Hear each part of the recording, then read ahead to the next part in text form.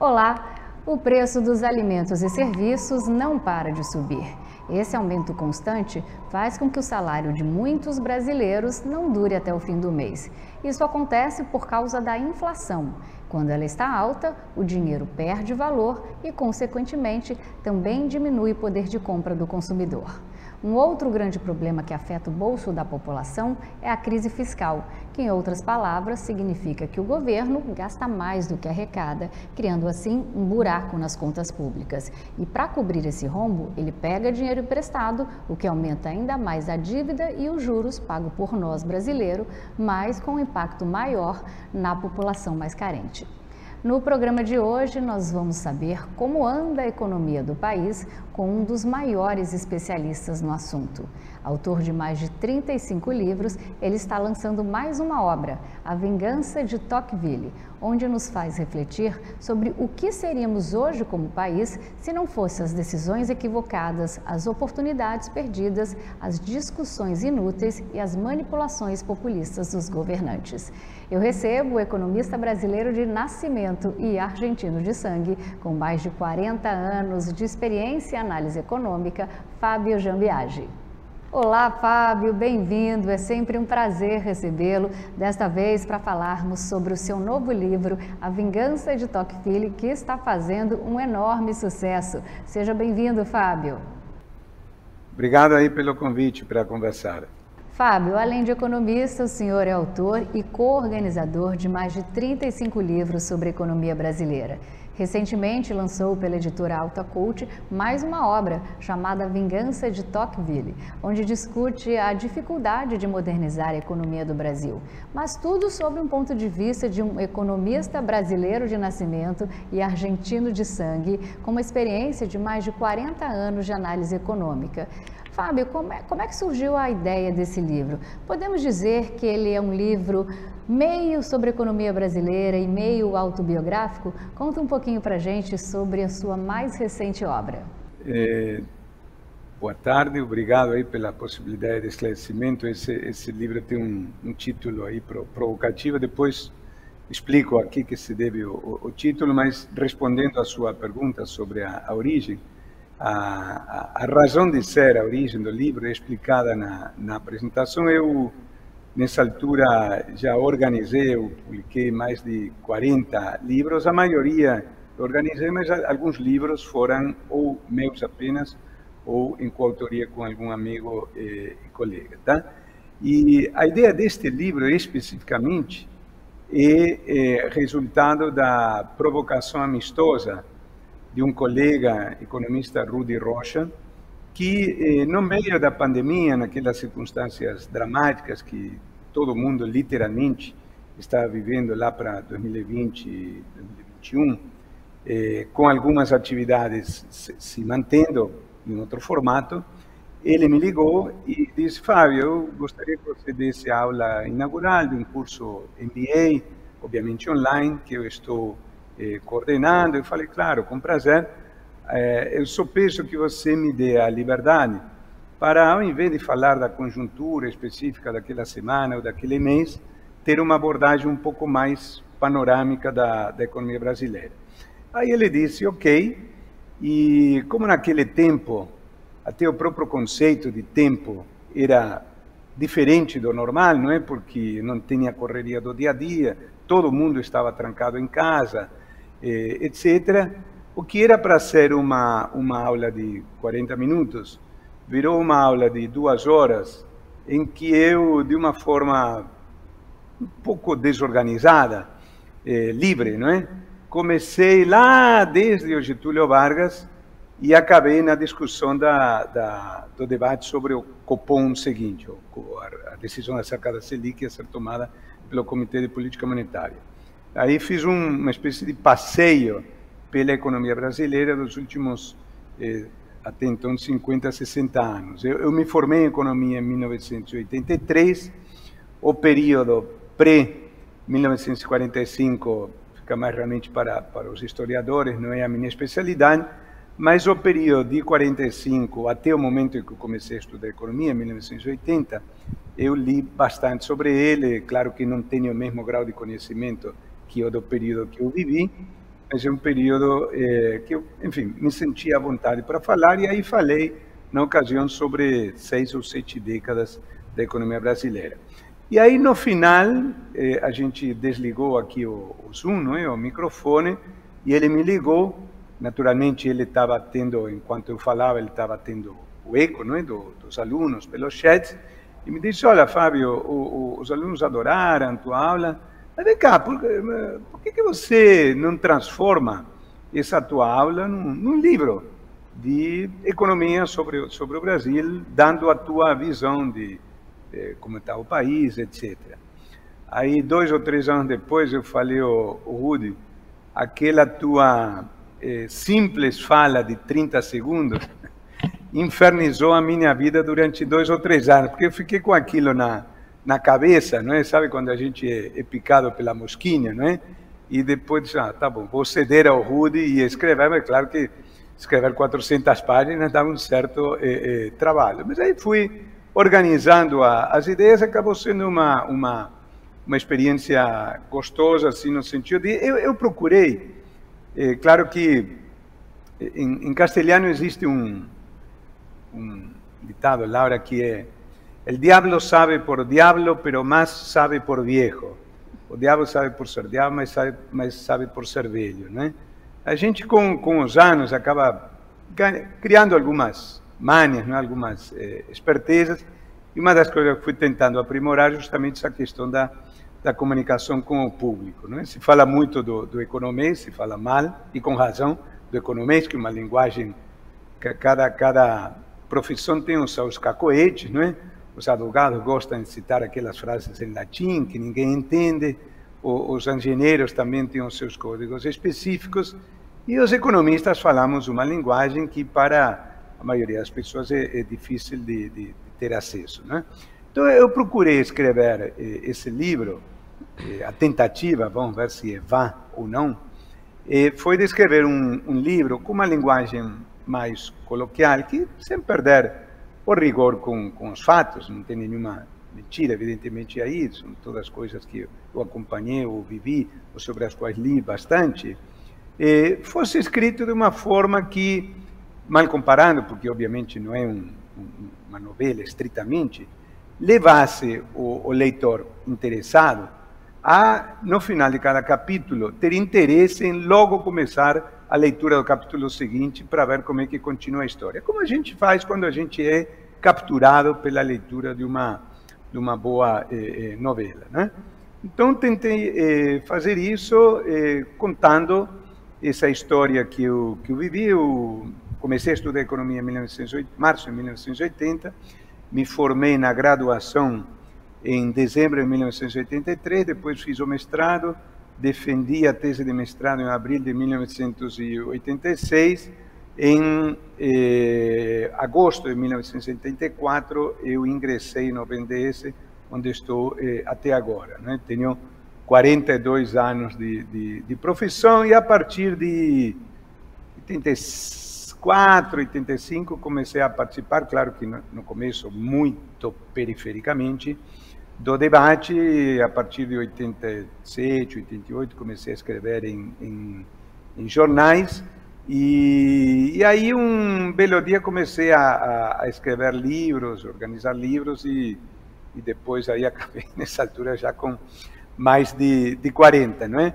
Eu gosto de frases, né? Tem 2 desses livros são de frases de epígrafes, daquilo que os americanos chamam de quotations, não é? São frases bem-humoradas, etc. E desde pequeno que gosto disso, desde adolescente, digamos assim.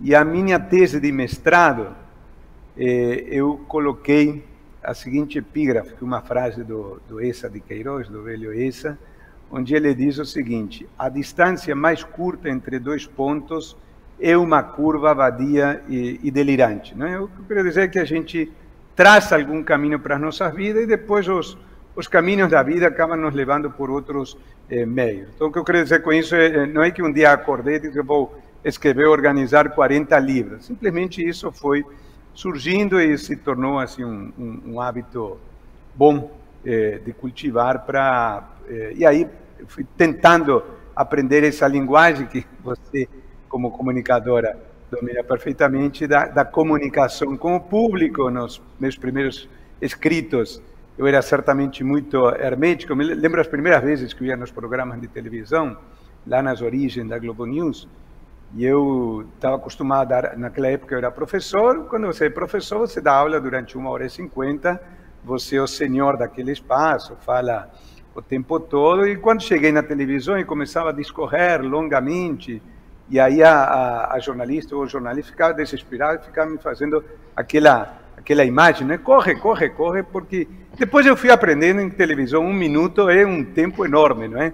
Para aproveitar, mas foi um processo complicado. A mesma coisa com a linguagem escrita, não é? Certamente, hoje eu revendo coisas que escrevi no passado, puxa, como é que eu escrevia tão difícil, era difícil para o não economista entender. Então vamos ver se nesse livro eu aprimorei um pouco essa técnica de tentar chegar no público de uma forma mais light, mais suave.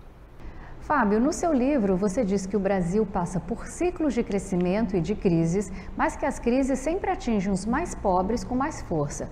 A gente sabe que em qualquer crise tem consequências diretas tanto na economia como também na vida da população. E aí eu pergunto, Fábio, existe algum país que tenha conseguido equilibrar as contas públicas durante uma crise fiscal sem prejudicar os mais vulneráveis? Por que o desajuste nas contas públicas é sempre mais oneroso para a população mais humilde?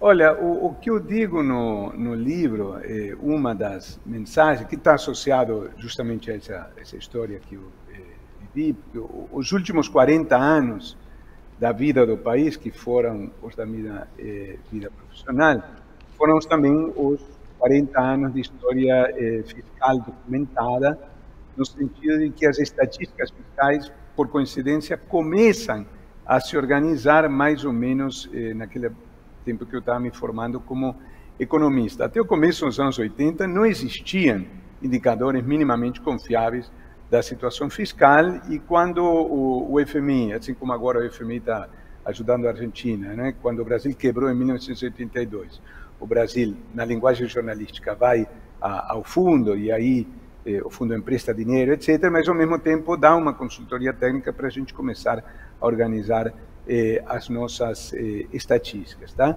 E o denominador comum desses 40 anos foi o baixo crescimento associado a uma produtividade muito baixa e, claramente, o problema do déficit público. Nesses 40 anos, felizmente, nós deixamos para trás dois problemaços enormes que tinham infernizado a vida do país nas décadas anteriores.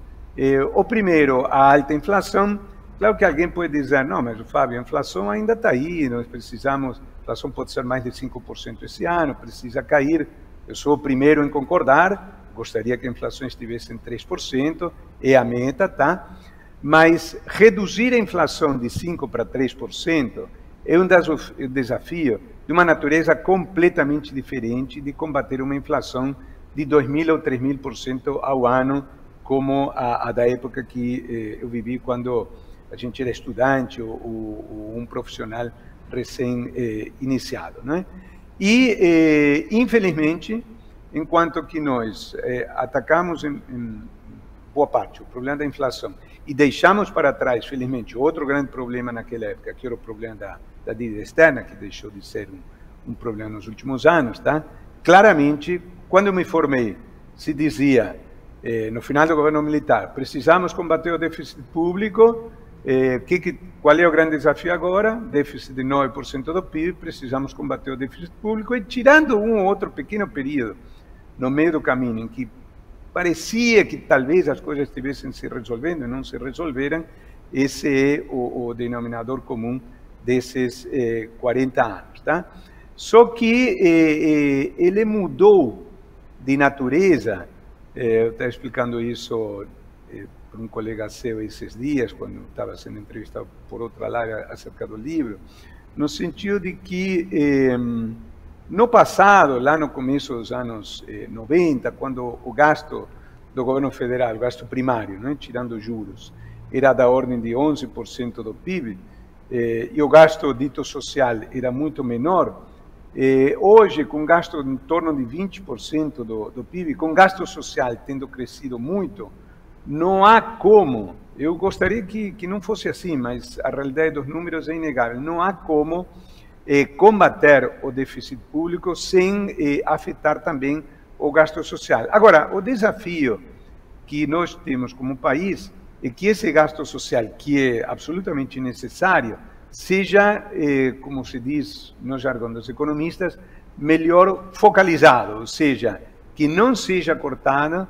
a despesa com aquelas pessoas que mais precisam disso, mas que seja feita uma escala de prioridades para que o gasto chegue àqueles que efetivamente mais precisam disso. Então, há uma palavrinha chave nisso tudo, que é a expressão avaliação de políticas públicas. Nós precisamos, e a economia tem os instrumentos para isso, os economistas, os instrumentos técnicos, para dizer o seguinte: olha, nós temos esses 10, 15, 20 programas sociais. Quais são aqueles melhor idealizados, quais são aqueles que entregam melhores resultados para a população efetivamente mais pobres e concentrar as despesas nesses recursos.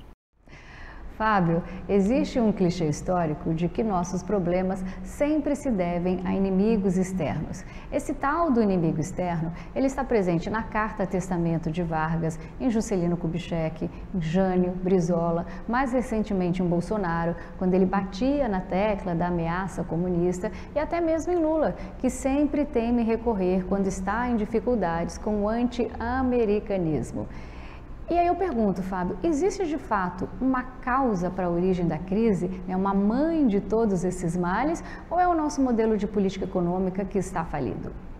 Bem lembrado,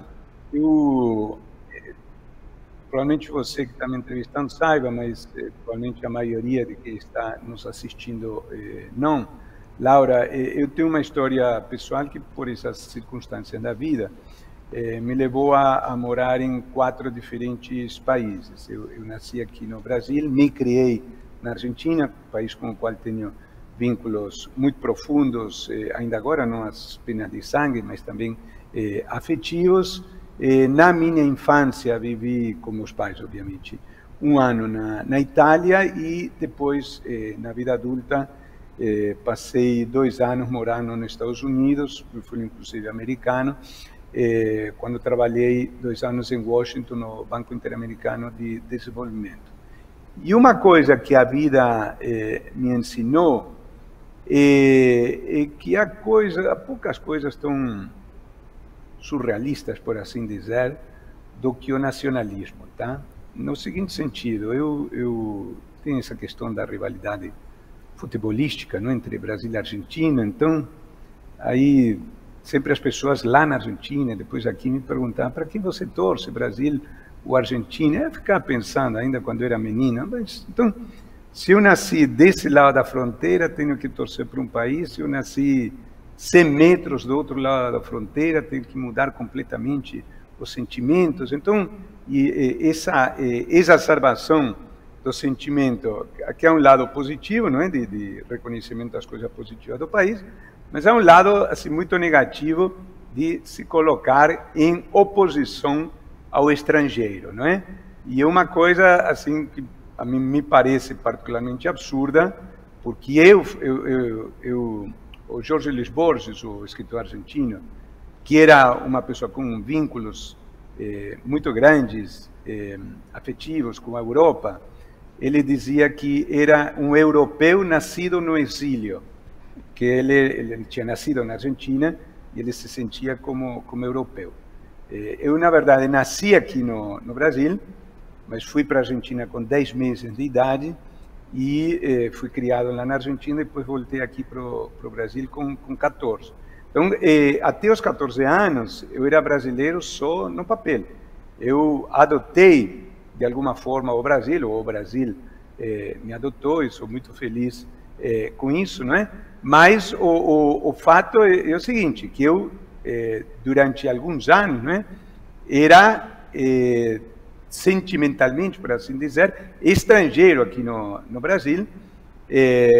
Então, esse sentimento contra ou outro país contra algo, a ideia de que os problemas nossos são causados pelo exterior, eu tenho uma enorme ojeriza pessoal a esse tipo de interpretação. E se eventualmente há algumas circunstâncias históricas em que você pode dizer, não, isso realmente os problemas daqui decorrem, sei lá, que tem algum país africano, né, que foi expoliado pelos países que colonizaram ele, que entendam que na raiz dos problemas desse país está o fato de ter sido uma colônia de um país europeu, pode até fazer sentido. Mas que o Brasil diga que os seus problemas são causados pelo exterior é algo que é absolutamente ridículo. Os nossos problemas são nossos e somos nós que temos que resolvê-los, tendo a maturidade política necessária para que diferentes forças políticas, falo de diferentes forças políticas, porque nenhum partido tem mais de 20% do Congresso, possam minimamente se colocar de acordo em torno de um programa que possa fazer o Brasil avançar. Fábio, a gente sabe que ajustar as contas públicas não é um luxo para agradar a grandes investidores, mas de fato há setores que se beneficiam desproporcionalmente do orçamento público, enquanto que outros enfrentam cortes severos. Quem são os grandes privilegiados nesse sistema e quem são os mais prejudicados? Ou melhor, quem são os principais vilões do orçamento público brasileiro? Quais áreas consomem mais recursos e como é que isso afeta o déficit fiscal do país? Olha, Laura, eu entendo a lógica do jornalismo, não é? Eu lido com esse mundo aí de vocês jornalistas há muito tempo, mas se me permite a qualificação, eu não simpatizo muito com a ideia de que sempre tem algum vilão, tá? Por trás dos problemas. Eu vou mencionar, vamos supor o seguinte, imaginemos um condomínio, tá? O condomínio tem as suas receitas, tem as suas despesas, né? Qualquer pessoa que mora em condomínio sabe como funciona. Então, nas despesas tem que pagar a X funcionários, a luz do prédio, etc, etc, tá? E vamos supor que, digamos, por alguma razão, sei lá, há uma escassez de água, digamos assim, a conta de água do prédio aumenta, porque a água é geralmente paga pelo prédio, não individualmente pela pessoa, e aí aquele condomínio entra em déficit, tá?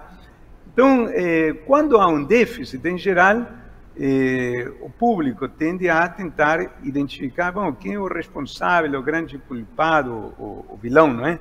Na linguagem jornalística. Mas, na verdade, simplesmente houve um fato da vida que levou a água a aumentar e aquilo é algo que tem que ser encarado. Então, o que eu tenho procurado na minha trajetória acadêmica, mas também na interação com o público, é procurar ser didático no sentido de expor os grandes números do orçamento e tentar discutir qual é a melhor forma de resolvermos isso, tá? Então, eu vou citar a conta que mais aumentou nesse período, enfim, desde que eu comecei a lidar com temas de política fiscal, foi na altura da segunda metade dos anos 80 até agora. A despesa do INSS, em 1988, um ano importante foi na época, nova Constituição, era 2,5% do PIB, tá? Hoje é em torno de 8% do PIB. Há algum vilão nisso aí? Não é a melhor forma de encarar o problema. Houve uma combinação de efeitos, o principal deles, a tendência ao envelhecimento da população, e o que cabe discutir é como resolver da melhor forma possível isso aí. Agora, no mundo da política, e aí nós economistas que lidamos com políticas públicas, aprendemos rapidamente que a primazia é sempre da política, não adianta nós, economistas, termos ideias mirabolantes acerca de como conduzir o país, quem tem que tomar a decisão e dar encaminhamento, transformando isso em leis, são os políticos. É claro que para você viabilizar determinadas coisas, tem que envolver isso dentro de um certo invólucro, não é? Para vender o peixe para a sociedade, e aí há narrativas que se prestam melhor para isso. Então, eu, digamos, defendi durante mais de 20 anos a reforma da Previdência, sem sucesso, e ela finalmente passou quando se encontrou a melhor forma de encarar o problema politicamente, que é tratar da questão dos privilégios, etc., como foi no contexto da reforma de 2019. Tá? Então, agora vamos entender o seguinte: o déficit público, o famoso rombo fiscal, não é? É de 9% do PIB. Nós temos que acabar com ele? Não necessariamente. O déficit não precisa ser zero. O que significa um déficit maior do que zero? Que a dívida vai aumentar. Mas se a dívida aumentar ao mesmo tempo em que o PIB aumenta, tudo bem, tá? Muitas das grandes empresas do país são empresas que têm dívida, não é?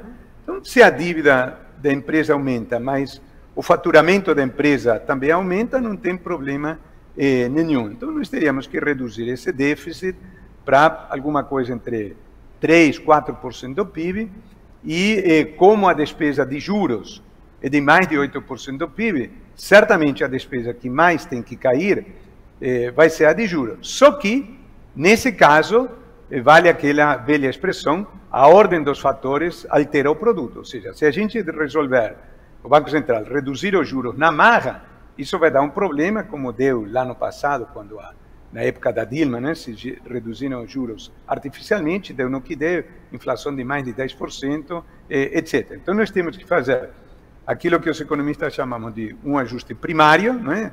É o resultado da comparação de gastos, tirando juros, e receitas, e aí, com esse ajustamento primário em curso, vai se gerar uma confiança para reduzir juros, e aí, na sequência, reduzir essa despesa de juros. Então, vamos lá focar especificamente no primário. O governo vem sendo criticado, compreensivelmente, ninguém gosta de pagar mais imposto, não é? Por essa agenda tributária associada ao esforço de arrecadação. Eu entendo perfeitamente o jogo político, mas te digo uma coisa, Lara: qualquer governo que entrar aí, se houver uma mudança de governo em 2027, vai ter que manter isso, porque o governo não vai poder se dar ao luxo de ter menos receita com esse nível de déficit, pelo menos durante alguns anos. A minha crítica ao governo não é ao aumento da receita. Eu, como economista e fiscalista, entendo que isso é inevitável, mas acho que ele teria que colocar mais ênfase em complementar isso com uma redução da relação entre a despesa e o PIB. Tá? E aí, embora se fale muito do funcionalismo, o que é compreensível, sempre há possibilidade do governo, nesse sentido, ser um pouco mais eficiente, mas entender que o déficit público brasileiro se deve a um aumento, se deveria a um aumento da despesa da folha do funcionalismo, estar divorciado da realidade.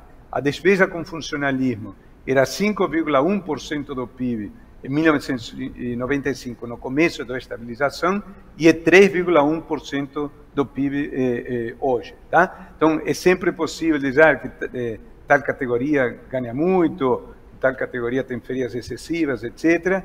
Perfeitamente, tá? Mas não é isso que causou o rombo fiscal. Eu vou citar um exemplo mostrando a dificuldade prática e a necessidade de discutir essas questões com objetividade. Bolsa Família, tá? No passado, o Bolsa Família pagava R$200 para 13 milhões de famílias, R$200 por família, tá? O fato disso fazer uma diferença mostra a dimensão da desigualdade do Brasil, não é? Porque para muitas pessoas de classe média elevada, 200% que se pode pagar um casal saindo para jantar, tá? E para essas famílias fazer uma diferença enorme, fazer a diferença entre essas famílias serem miseráveis ou não. Qual é a situação atual? Bolsa Família paga a 22 milhões de famílias mais ou menos R$700 por mês. Resultado, o que antes era 0,4% do PIB, hoje se tornou uma despesa de 1,5% do PIB. E não adianta vir com uma conversa política, que é um problema do governo do PT, da gastança.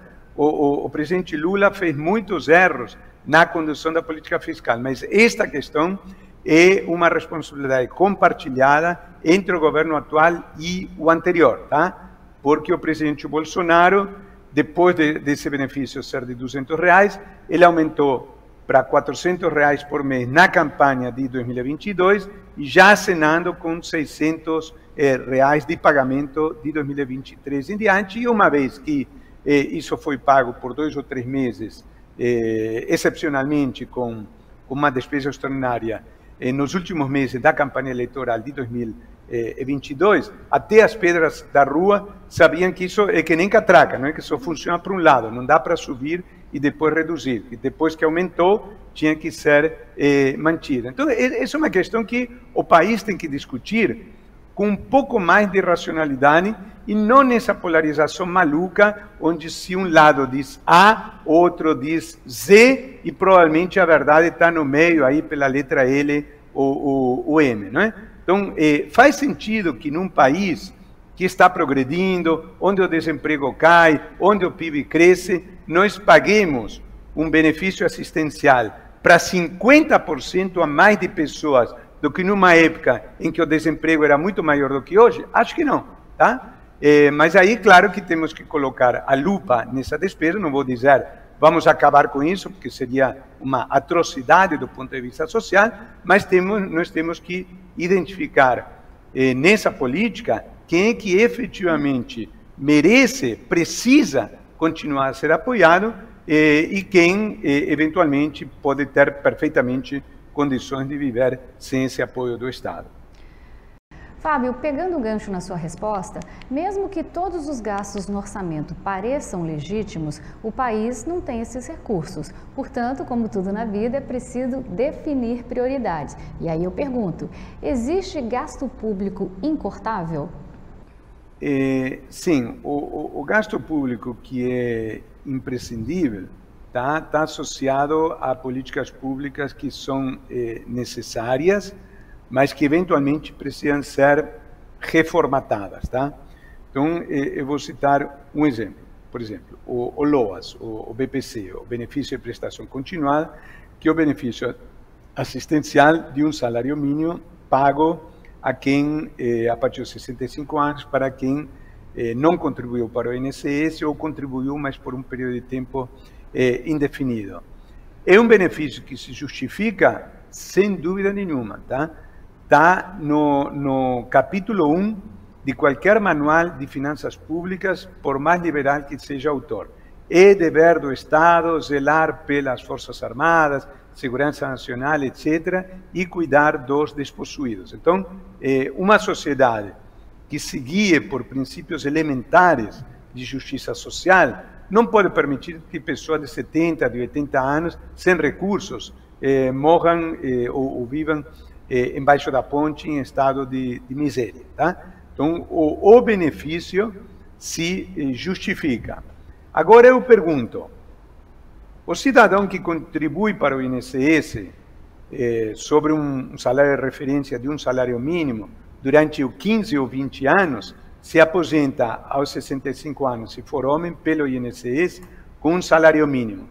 Aí eu te pergunto, Laura, se uma pessoa ganha na vizinhança de um salário mínimo e sabe que aos 65 anos, chova ou faça sol, contribui ou não, vai receber o mesmo valor, faz sentido ela contribuir? Se pode não contribuir? Evidentemente não, tá? Então nós temos, esse é um caso típico em que há uma política que, lato sensu, em linhas gerais, faz sentido, mas que quando você vê os detalhes, precisa ser repensada. Então, é correto ter benefício assistencial, sem dúvida nenhuma, mas ao mesmo tempo é totalmente legítimo dizer o seguinte, eu tenho que dar primazia a quem contribui, tá? Então, você contribuiu perfeitamente, aos 65 anos vai se aposentar. Você não contribuiu, o Estado vai te ajudar, mas um pouco depois. Por exemplo, aos 67, 68 anos.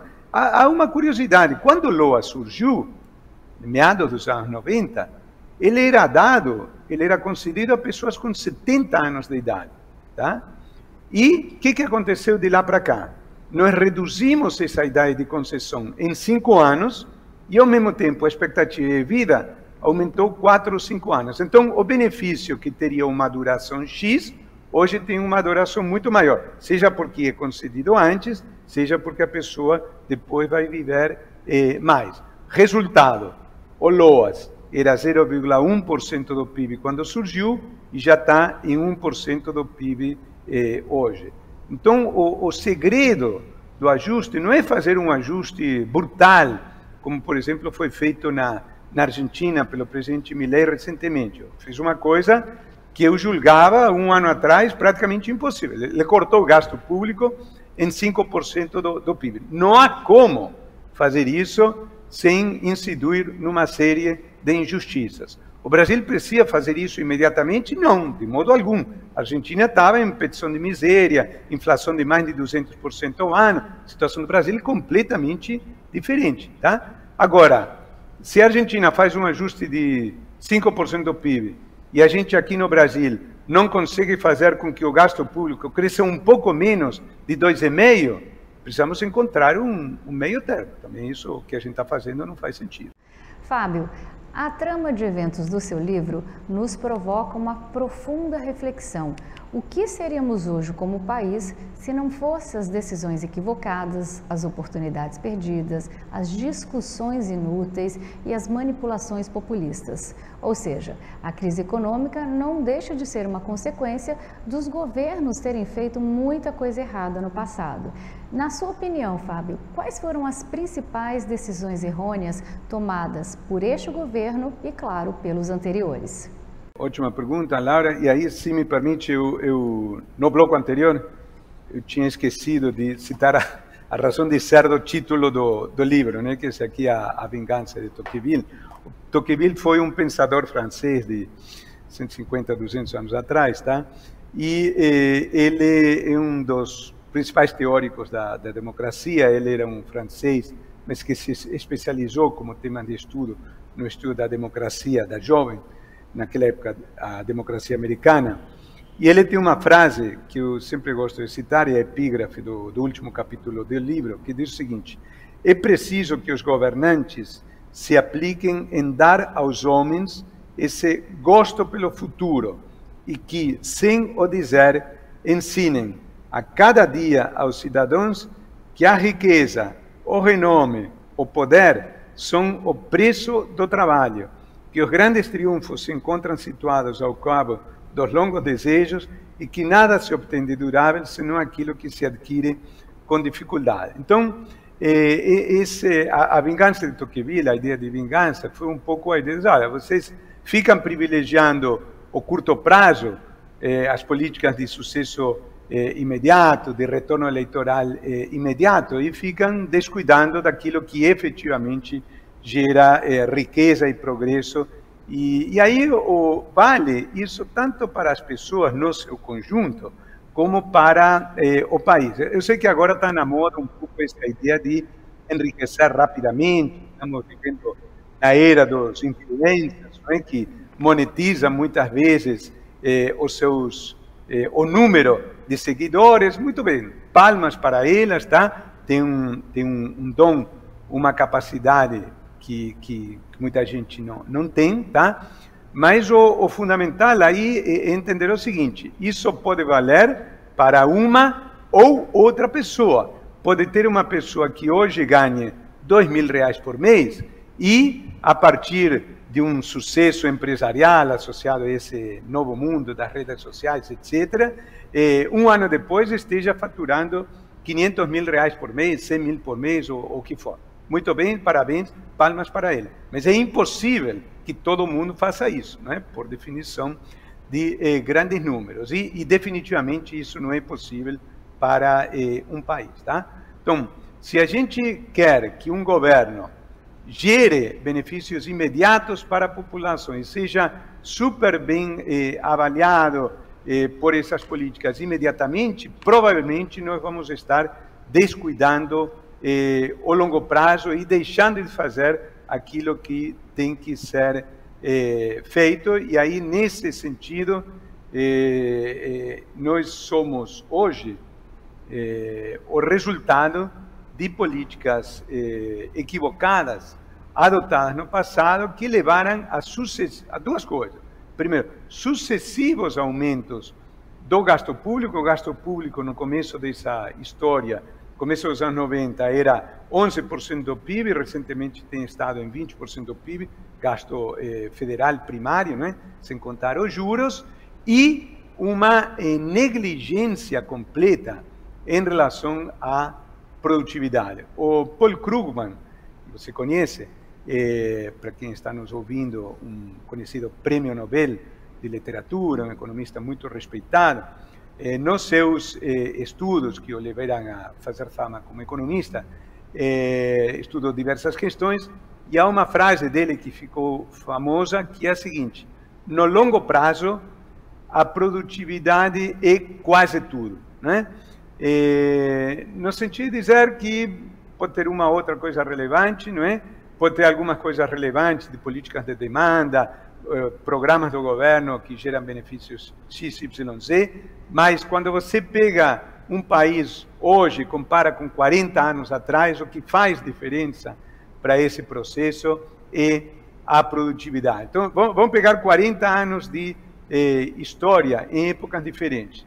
Brasil de 1940 e Brasil de 1980. O Brasil de 1940 é um país agrário, com uma população em boa parte analfabeta. O Brasil de 1980 é um país completamente diferente do anterior.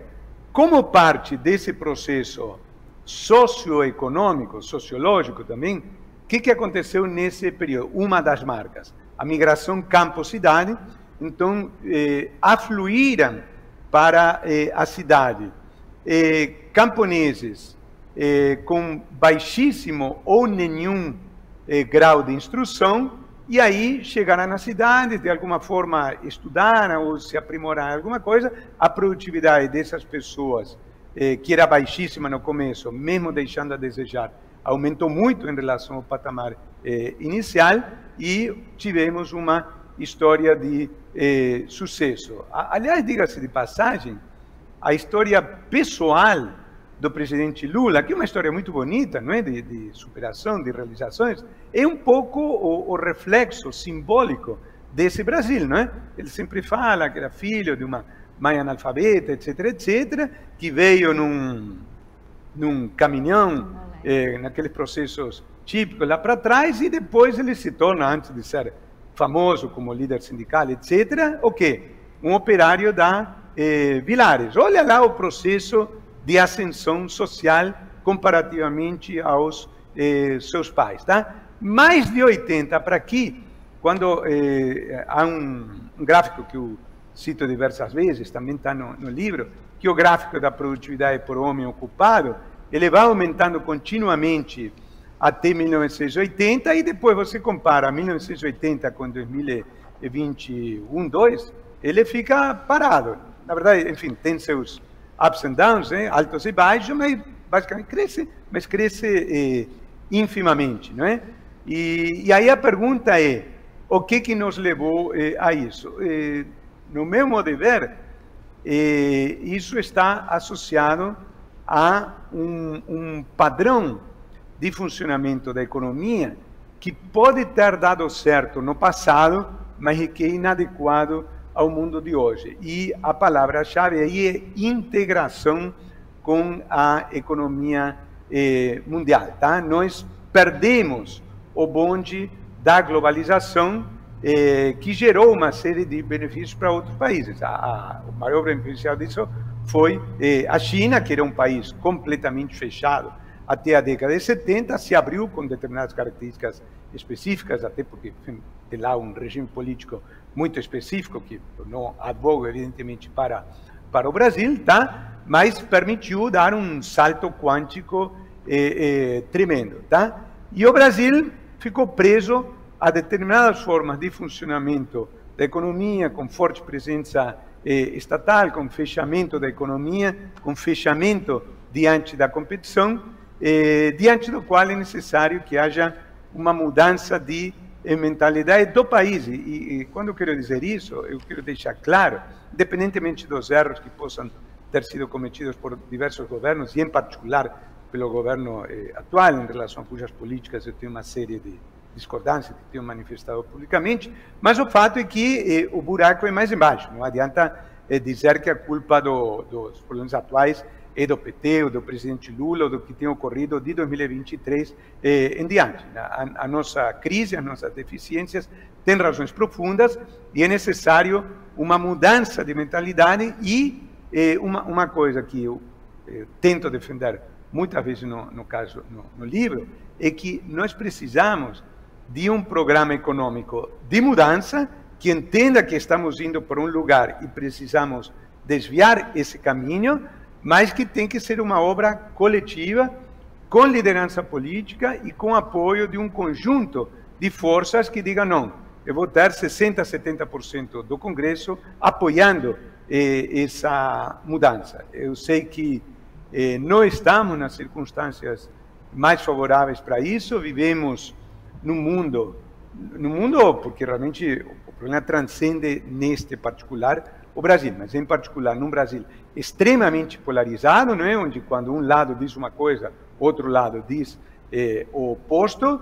mas estamos todos no mesmo transatlântico. Então é preciso entender, se continuamos com essa espécie de negacionismo, não é? De quem está na oposição vota contra tudo e tenta inviabilizar o governo, depois os papéis se invertem e continuamos não avançando, é difícil imaginar um futuro promissor para a geração de nossos filhos. Eu tenho 62 anos, que era para ter vivido em boa parte, já vivi, mas certamente qualquer pessoa que tenha filhos mais novos, obviamente pensando no Brasil dos próximos 20 e 30 anos, tem que se preocupar acerca dos rumos do país.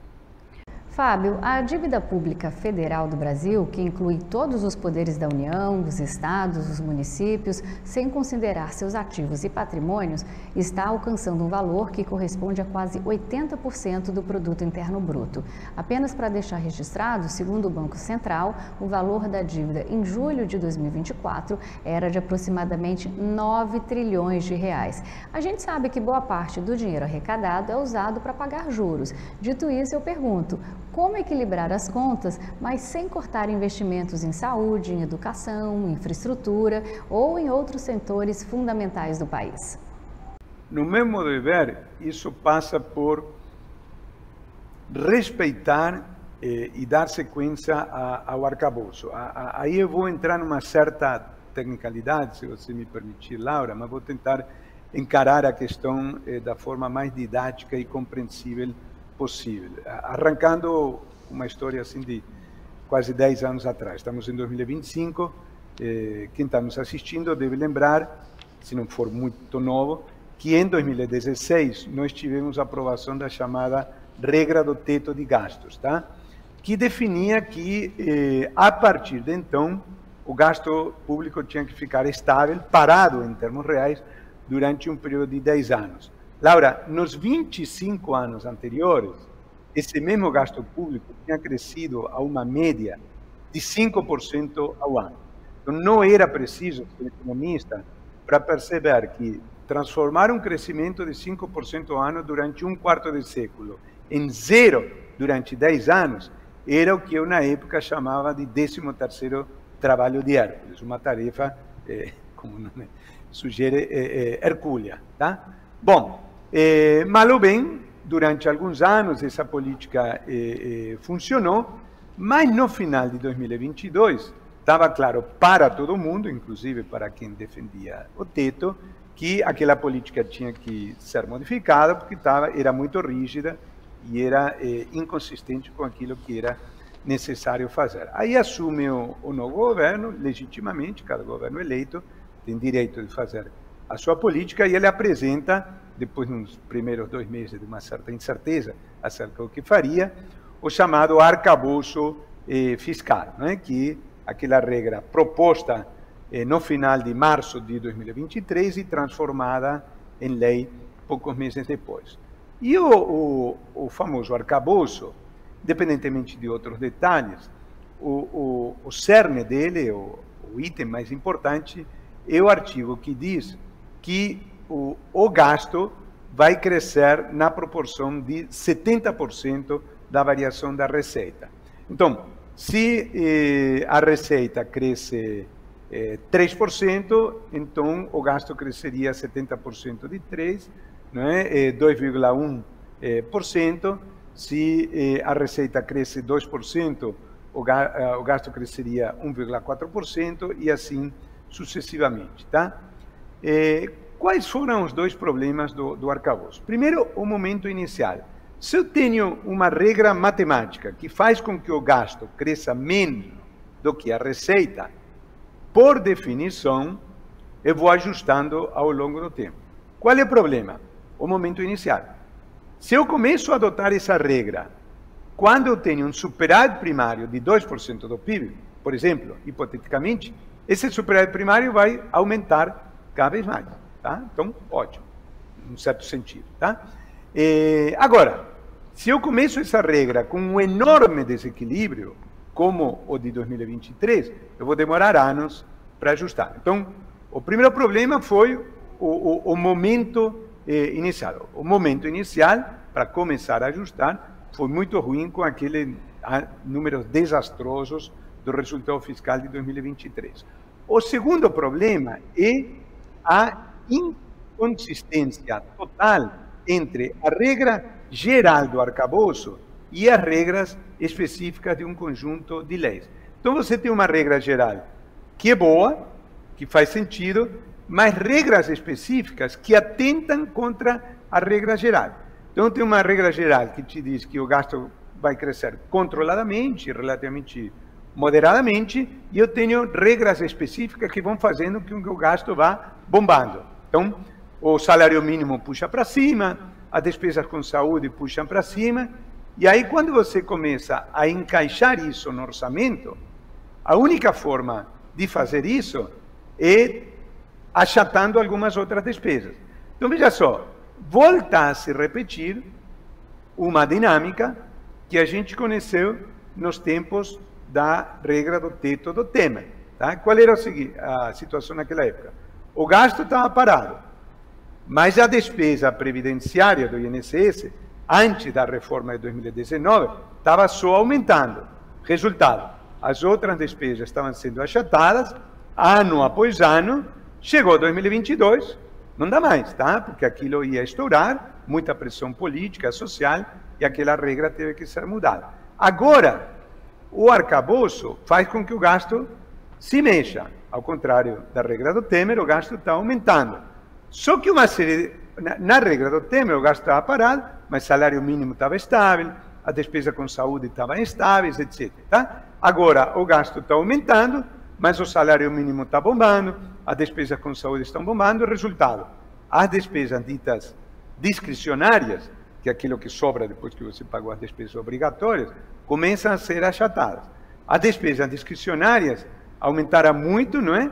Recentemente, mas em 2024 já começaram a cair, em 2025 vão cair mais ainda, em 2026 vão se tornar críticas, então o arcabouço vai ter que ser revisto em 2027. Qualquer que seja o vencedor das eleições presidenciais de 2026. Este problema foi identificado pelos especialistas no primeiro dia do arcabouço, tá? Mas, infelizmente, acho que o governo, a ala política do governo foi muito mal assessorada nesse episódio, combinando isso com a regra do salário mínimo que o próprio governo votou, e a impressão que dá é que ninguém fez as contas 3 ou 4 anos à frente, não é? Porque todo mundo percebeu no começo que isso ia dar problema, e o governo embarcou nesse conjunto de regras inconsistentes entre si, alegremente. E os resultados estão aí, na verdade, as pressões estão começando a aumentar, inclusive com conflitos no interior do governo, entre o lado que quer gastar e o lado que quer segurar o cofre. Esses conflitos se intensificarão muito mais ainda no ano que vem, que é um ano eleitoral, com a turma gastadora do governo querendo, como se diz popularmente, né, arrebentar a boca do balão, e o ministro Haddad, corretamente, tentando segurar o cofre, e de alguma forma isso terá que ser repactuado em 2027. Claro que isso, evidentemente, a natureza dessa repactuação vai depender de quem for o presidente eleito. Fábio, a previdência dos militares e de algumas categorias da elite do funcionalismo público gera um grande impacto nas contas públicas. Enquanto que a reforma da Previdência de 2019 endureceu as regras para trabalhadores do setor privado e servidores civis, os militares mantiveram os benefícios diferenciados, resultando num déficit previdenciário de aproximadamente 90 bilhões de reais por ano, segundo dados do Tesouro Nacional. Esse valor pesa no orçamento e, claro, gera desigualdade quando comparado ao regime geral de previdência social, que tem regras mais rígidas para milhões de trabalhadores. Então eu pergunto, Fábio, esse sistema previdenciário brasileiro é sustentável? Como fazer cortes nesses privilégios, mas sem comprometer a estabilidade das instituições? Olha, uma coisa que eu aprendi nessa interação com o mundo político, você conhece a expressão dar murro em ponta de faca, não é? Não adianta determinado tipo de poderes tentarem ir contra outros, não? O poder civil contra o poder militar, o poder executivo contra a justiça, etc. E isso vai tender a ser um jogo de soma zero que não permite avançar, tá? Então, certamente há problemas que você mencionou corretamente na Previdência dos militares, assim como certamente há problemas em algumas regras específicas do funcionalismo civil, no âmbito da esfera judicial, etc. Tá? Mas nós precisamos ter uma sabedoria das lideranças de algumas dessas grandes corporações, no sentido de ter uma visão, digamos, que vá além das próprias fronteiras e insira a visão sobre isso no contexto dos problemas nacionais. Então, nós precisamos mudar ainda alguns parâmetros da previdência dos militares, mas isso terá que ser feito junto com a liderança das Forças Armadas, assim como nós precisamos mudar algumas regras que dizem respeito à regra de remuneração do judiciário, mas isso também terá que ser feito com a plena coordenação e compreensão do Poder Judiciário, que é independente. No âmbito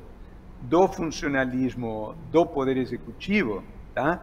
Eu acho que, tirando uma ou outra categoria específica, que eu não quero individualizar agora, tá? Mas, de um modo geral, nós já mudamos muito a legislação, e se você for olhar os números, em alguma dessas grandes categorias, nós estamos gastando hoje, como proporção do PIB, aproximadamente metade do que se gastava 30 anos atrás, e aí não vejo, assim, honestamente, como mudar mais. Até pelo fato de que, especificamente, no que diz respeito às regras previdenciárias, tá? Nós tivemos uma mudança fundamental, anos atrás, com a criação do chamado FUNPRESP, que é o Fundo Previdenciário dos Funcionários Públicos, tá? Então, no futuro, os funcionários públicos vão ter uma situação parecida com a de funcionários de grandes empresas que contribuem para um fundo de pensão próprio que vai depois bancar as aposentadorias, tá? Então, hoje, vamos supor, um funcionário do Banco do Brasil que ganhar mais do que R$8.000 aproximadamente, que é o teto do INSS, ele vai ter até o teto do INSS pago pelo INSS e o complemento pago pela Previ.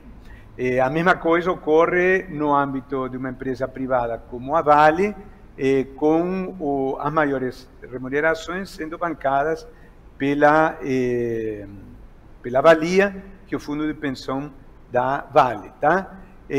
Só que o que ocorre? Esse Funpresp é um fundo relativamente jovem. Quando você pensa em previdência, você tem que pensar em décadas, tá? A história de um fundo que surge de repente do nada é uma história como a da vida humana. Ele passa por uma fase de maturação, o ser humano é um bebê, depois passa a ser uma criança, um adolescente. Então, o Funpresp ele está recolhendo contribuições de quem ingressou no sistema depois de 2012, 2013, se não me falha a memória, e essas pessoas vão se aposentar daqui a 35 anos. Então, esses efeitos ocorrerão ao longo do tempo, de um ano para outro. Não se vê muita diferença, mas quando você pensa nas regras e no que vai vigorar daqui a 40 anos, isso vai fazer uma enorme diferença. E não há como ir muito além disso. Você pode dizer, estamos pagando aposentadorias privilegiadas de quem no passado não contribuiu. É verdade, tá? Mas, enfim, vivemos numa situação em que há justiça se uma pessoa não contribuiu no passado, mas se aposentou nos termos da lei, e um governo em determinado momento retirar essa aposentadoria, sem entrar no mérito, essa pessoa vai no judiciário e vai conseguir uma liminar para que esse fluxo seja reposto. Então temos que fazer coisas que façam sentido e que obedeçam à ordem legal do país. Fábio, a gente sempre ouve que o agro, ele vem se destacando como a locomotiva da economia do país, porque ele é subsidiado pelo governo. Realmente, os subsídios para grandes empresas e para o setor do agro somam mais de 300 bilhões de reais por ano. Mas, de acordo com dados da Organização para a Cooperação e Desenvolvimento Econômico, OCDE, o Brasil é um dos países que menos subsidia a produção agrícola em comparação com outros grandes países produtores agropecuários. O Brasil, por exemplo, tem de 1 a 2% de subsídio em relação à receita bruta do produtor. Só a título de comparação, os Estados Unidos e a China, eles subsidiam ao redor de 12% e a União Europeia cerca de 20% em relação à renda bruta do produtor. Então, partindo do princípio de que a agropecuária é uma atividade essencial para garantir a segurança alimentar das nações, na sua visão, Fábio, esses incentivos são realmente benéficos para o país ou os recursos poderiam ser mais bem aproveitados de outra forma? A sua pergunta remonta àquilo que tecnicamente chamado de renúncia tributária, ou em algumas expressões gasto tributário, tá? Quer dizer, quando se pensa no orçamento, muitas vezes se pensa assim no gasto, não é? Mas tem também aquilo que o governo deixa de arrecadar por conta de subsídios tributários, tá? E este componente de renúncias ou de gastos tributários, que sempre existiu, mas muitas vezes não era, no passado, adequadamente medido, os estudos recentes, as estatísticas recentes indicam que era em torno de mais ou menos 2% do PIB, uns 15, 20 anos atrás, e se tornou uma despesa da ordem de 4% do PIB hoje. Nós temos um sistema desse tipo de estatísticas relativamente aprimorado, que nos permite hoje discutir com melhor conhecimento de causa comparativamente ao passado, porque nós sabemos exatamente quem está recebendo recursos, em que montante, etc, etc. Tá? Mas é um debate muito difícil. Então, quando você, quer dizer, não você, não é? Quando o jornalismo fala desses grandes números, renúncia tributária, em geral está associado a supostamente privilégios, né, de 4% do PIB, na cabeça do cidadão comum, isso está indo para, entre aspas, os ricos, e aí poderia acabar da noite para o dia, você teria uma redução do déficit público de 4% do PIB, sem prejudicar a grande maioria da população. Quando você põe a lupa, a realidade é bem mais complicada, né? Em geral, propostas simples são inexequíveis porque não abordam a realidade em toda a sua complexidade. Então, vou citar um exemplo. Uma parte relevante disso são renúncias associadas ao sistema simples de tributação favorecida, não é simples com S maiúscula, né? Para pequenas e médias empresas, etc. Tá? Então, se acabar, essas pequenas e médias empresas vão ser penalizadas, não tem nada de grandes proprietários de terra, etc, etc. Tá?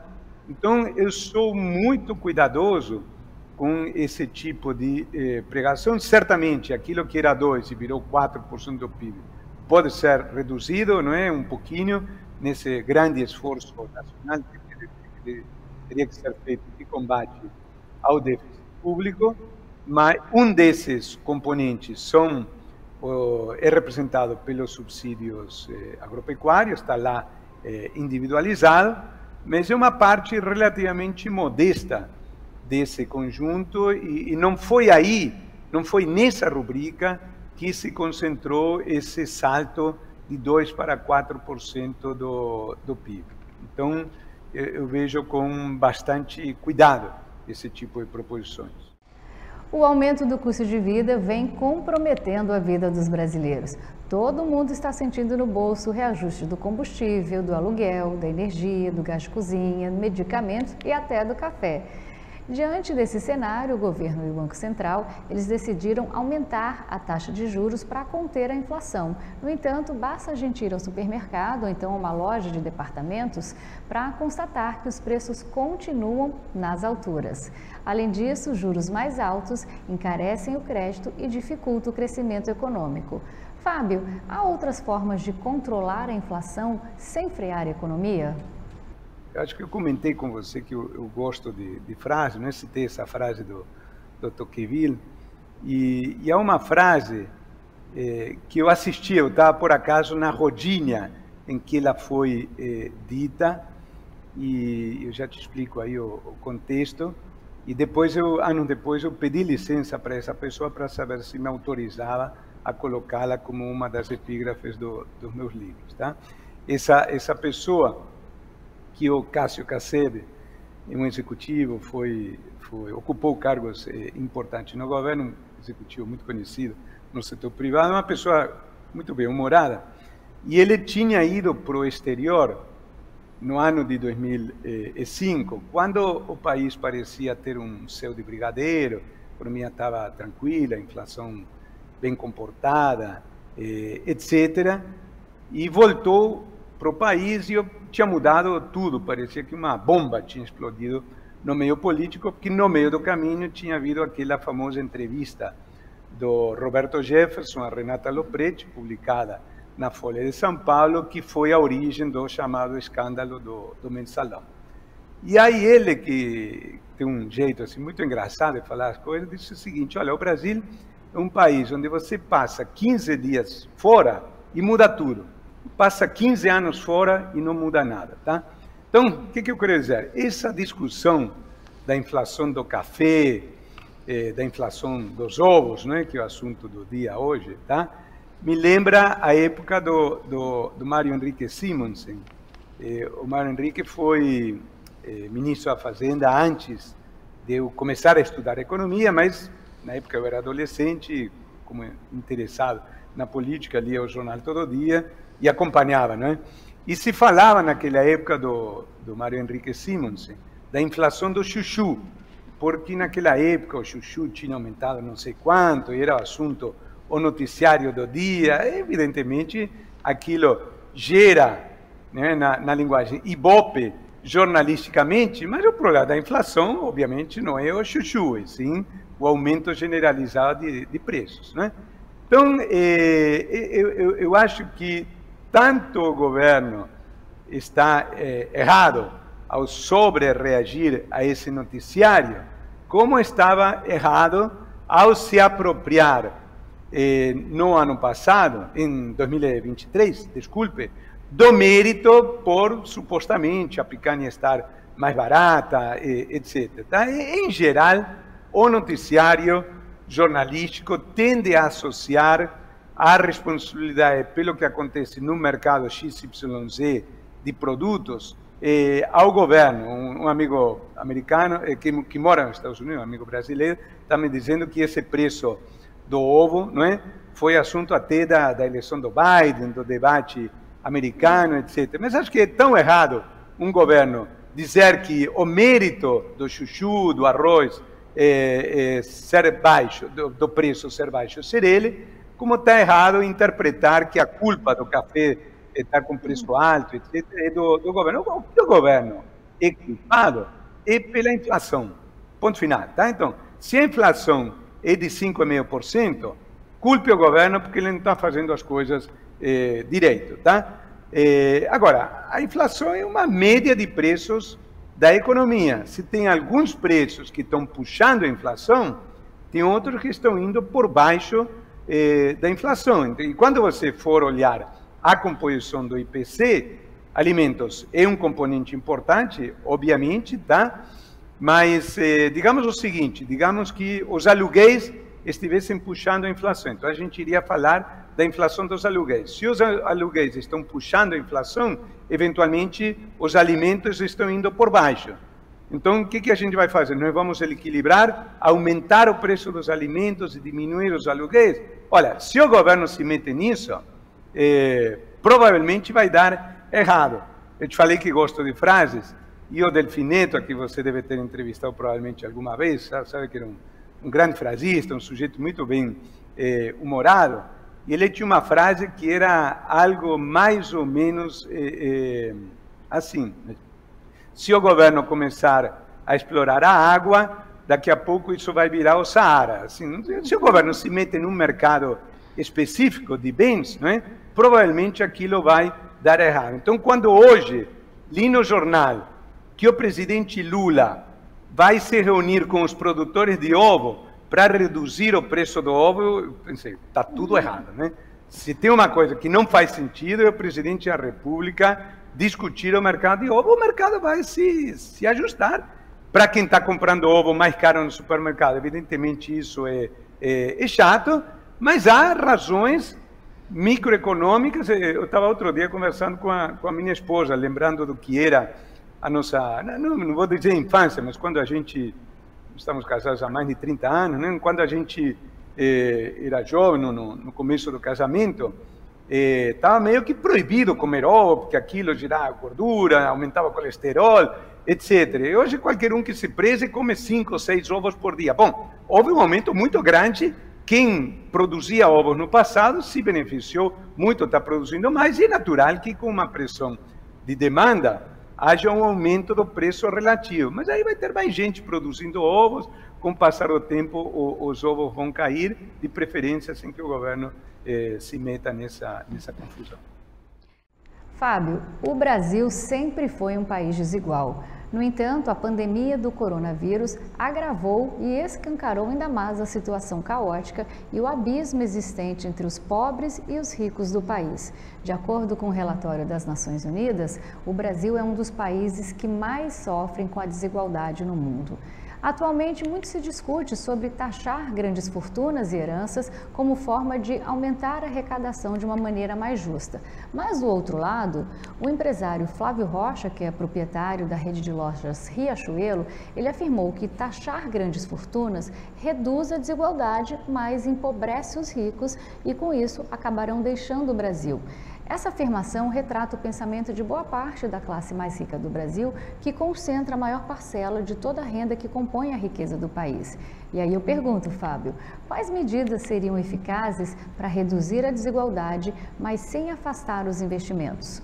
Excelente colocação, Laura. Olha, eu entendo perfeitamente a pregação em torno da ideia de taxação das grandes fortunas. É uma ideia que está presente no Brasil há 20, 30 anos, tá? Me lembro desse debate nos anos 90, pouco tempo depois de eu ter me formado, e está presente até agora. Ao mesmo tempo, existe uma expressão muito em voga nos últimos anos na economia, gerou inclusive prêmios Nobel para pessoas especializadas nisso, que é a ideia de, abre aspas, economia baseada em evidência, de que você tem que adotar políticas públicas olhando para os resultados, olhando para aquilo que se espera e ver se efetivamente isso está sendo alcançado, etc. E quando você vê o resultado da taxação das grandes fortunas em outros países, os resultados são claramente muito insatisfatórios. Você tem um grande investimento de capital político na aprovação disso, gera muitos embates com o empresariado local, para algo que depois acaba gerando um volume de receitas bem pouco significativo em relação ao conjunto de receitas do Estado. Eu sou mais favorável à ideia que tem sido defendida pelo ministro Haddad, embora ainda não tenha sido objeto de uma proposição legislativa, tudo indica que deverá ser nos próximos meses, que é a ideia de um imposto de renda mínimo. Tá? Eu vou tentar explicar para o telespectador mais ou menos como eu entendo que funcionaria. Digo mais ou menos como eu entendo porque também o projeto não foi apresentado, foi discutido muito vagamente, então são especulações acerca de que conteúdo poderia ter. Tá? Mas imaginemos uma pessoa que ganhe R$100 mil por mês. A alíquota do imposto de renda é de 27,5%. Tá?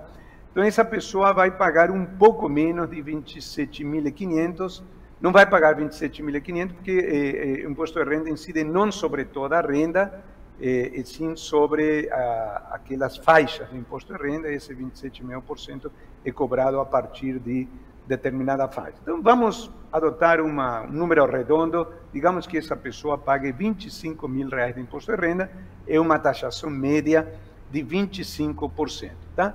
E vamos supor que tenha uma pessoa que ganhe a mesma renda, mas ao invés de ser assalariado como a primeira pessoa, ela tem isenções fiscais ou recebe dividendos que são sujeitos a outra regra de taxação. O fato é que ela recebeu os mesmos R$100 mil da primeira pessoa e, digamos que, para facilitar o raciocínio, que não tenha pago na prática nada de imposto. Tá? Na prática não é bem assim, deve ter pago algum imposto, mas bem menor. Tá?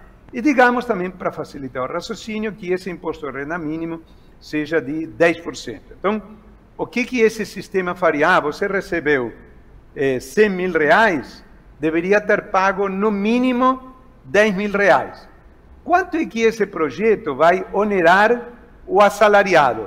Zero, porque ele já está pagando 25 mil, deveria pagar no mínimo 10 mil, já está pagando, ponto final. Tá? Quanto é que ele vai fazer com que pague a segunda pessoa? R$10 mil. Tá? Então, é justo, do ponto de vista distributivo, e é uma forma de aumentar a taxação sem onerar nem quem já paga, nem os mais pobres. O equívoco, do meu ponto de vista, e na de muitos colegas, é misturar essa discussão com essa ideia, honestamente, amalucada, do meu ponto de vista, de colocar o limite de isenção em R$5 mil por mês, tá? Que é um número muito elevado, vai gerar uma grande perda de receita, que seria compensada por essa taxação sobre os mais ricos. Veja, volto ao ponto inicial. Nós temos um déficit público, já falamos isso há poucos minutos atrás, da ordem de 9% do PIB. Então, não há como combater um déficit dessa magnitude sem algum efeito combinado de corte de gastos e aumento da receita. Ora, se tem pessoas que já estão pagando muito impostos, esse aumento de receita deveria incidir sobre aqueles que não pagam ou sobre aqueles que pagam poucos impostos. Então, o tal imposto de renda mínimo se relaciona justamente com essa ideia. Vamos fazer com que esse ajuste incida sobre aqueles que não pagam. O que vai acontecer, se isso for enviado junto, é que nós vamos queimar uma boa ideia, porque nós vamos ter uma perda de receita por um lado, um ganho de receita por outro, e vamos ficar com o mesmo nível de déficit e, ao mesmo tempo, com um cartucho gasto, porque depois de adotar essa taxação, vai ser politicamente bastante difícil aumentar novamente essa taxação sobre os, entre aspas, ricos, porque vai gerar uma reação muito grande. Então, acho que o governo está queimando o que seria uma boa ideia para adotar uma política populista, visando única e exclusivamente ganhar as eleições de 2026. Fábio, a economia brasileira sempre foi caracterizada por instabilidades. Você acabou de citar que o seu amigo tirou férias por 15 dias e quando ele voltou, encontrou um outro Brasil. A gente sabe que o Brasil enfrentou crises fiscais severas no passado, como o surto de inflação nos anos 80 e no início dos anos 90, a crise econômica de 2014, também conhecida como a Grande Recessão Brasileira, e o ajuste fiscal dos anos 2000. Fábio, existe um risco de uma nova crise fiscal nos próximos anos? Quais sinais nós devemos observar? Existe um risco que eu acho não desprezível de uma crise econômica se transformar numa crise política, como foi o caso daquela situação traumática do país em 2015 e 2016. Novamente citando o Delfim Neto, ele tinha uma boa frase para o entendimento de como funciona uma democracia, que era a seguinte: o mercado corrige a urna e a urna corrige o mercado. Ou seja, não adianta o mercado querer que seja feita alguma coisa se a enorme maioria da população é contra, porque aquilo que o mercado fez não vai acontecer. Agora, ao mesmo tempo, não adianta a política procurar alguma coisa que seja uma agressão à matemática e gere desequilíbrios econômicos muito grandes. Então, nós precisamos entender que algo, para ser viável numa democracia, tem que ser aprovado pela maioria da população. Ao mesmo tempo, exige-se da liderança política de um país a sabedoria para entender que há determinado tipo de políticas que geram certa popularidade e, eventualmente, alguns desequilíbrios econômicos que podem ser mantidas por algum tempo, mas não indefinidamente. Então, se você me dizer, Laura, Fábio, você está preocupado com o aumento da dívida pública? Eu te diria, sim. É dramático? Não. Pode ser mantido indefinidamente? Não. Eu tenho 42 anos de experiência profissional, não só acompanhei todas as crises daqui, como por essas relações familiares, afetivas, né, que estava citando com a Argentina, também acompanhei as crises da Argentina. Então, de alguma forma, sou PhD em crises econômicas, não é?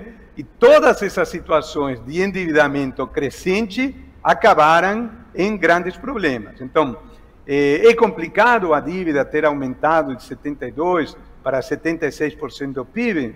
É chato, mas não é o fim do mundo. Mas se a dívida for 76% do PIB este ano, 79% do PIB mês que vem, ano que vem, 83% do PIB daqui a 2 anos ou 3, e continuar aumentando indefinidamente, quem está sentado em cima dessa dívida não vai ficar chupando o dedo, e em um determinado momento as pessoas vão começar a perceber que aquilo é um risco. E aqui volto àquele ponto, né, do país que em 15 anos não muda nada. Isso me lembra muito as discussões do começo dos anos 90, em que se falava muito na questão da dívida pública, e se fazia uma associação. Naquela época se usava muito o conceito de overnight, não é? Associado à remuneração no mercado financeiro, e com a ideia de que aquilo era uma espécie de festa até o momento em que a música parasse, não é? E se fazia o paralelo com aquela brincadeira de criança, que você deve ter participado quando era menina, né? Todos nós participamos alguma vez na vida, que é aquele jogo das cadeiras, não é? Que tem um número de participantes que excede em uma pessoa o número de cadeiras, e fica todo mundo girando em círculos em torno da roda de cadeiras, enquanto a música soa, e quando a música para, todo mundo tem que sentar. Então, a ideia associada ao overnight, na época, era que ficava todo mundo muito satisfeito com os juros que estava recebendo no mercado financeiro, mas todo mundo sabia que aquilo, no final, não ia dar certo, e na hora H, a pessoa ficava com os títulos públicos até o momento em que se desfazia e corria para o dólar, para imóveis, para alguma coisa. Só que se você se desfaz do título público, alguma pessoa fica com esse papel. E essa pessoa, que era a pessoa, por analogia com a situação das cadeiras, que ficava em pé quando a música parava, não é? Era a que levava o prejuízo. E foi nesse contexto, não é, que se gerou o famoso Plano Collor, não é, que os mais jovens que estão nos assistindo não viveram, felizmente, mas devem ter ouvido falar, quando os ativos financeiros foram congelados, etc. E aquilo é uma situação que, digamos, a minha geração viveu, não é? Uma questões contadas do livro, mas definitivamente não gostaria de voltar a viver na minha vida. É um risco imediato? De jeito nenhum. Mas se a dívida continuar aumentando indefinidamente 10 ou 15 anos, esse risco está colocado, e cabe às forças políticas responsáveis pelo país terem a maturidade e a sabedoria para não brincar com fogo nos próximos anos. Fábio, muito obrigada pela participação e por nos passar tantos conhecimentos sobre a crise econômica e fiscal no país. Foi um prazer conversar com o senhor novamente. Muito obrigado pela condução da entrevista e pelo convite. E a você que nos acompanhou, obrigada pela companhia. Continue ligado na programação aqui da TBO, a TV que você se vê. Até mais.